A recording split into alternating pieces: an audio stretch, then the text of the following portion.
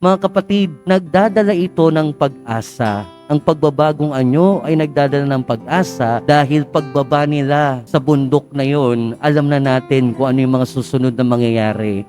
Huhulihin na si Jesus at ipapako sa krus. Pero ang pagbabagong anyo ng ating Panginoon ang magdadala sa kanila ng pag-asa sa gitna ng kadiliman at kawalang pag-asa na nararanasan nila. Pero hindi rin ito nalalayo sa sarili nating mga karanasan. Time and again, from time to time, nakakaranas tayo ng mga bagay, sitwasyon na hindi natin maintindihan, na hindi natin sure. Maraming pagkakataon na para bagang tayo ay nasa kadiliman.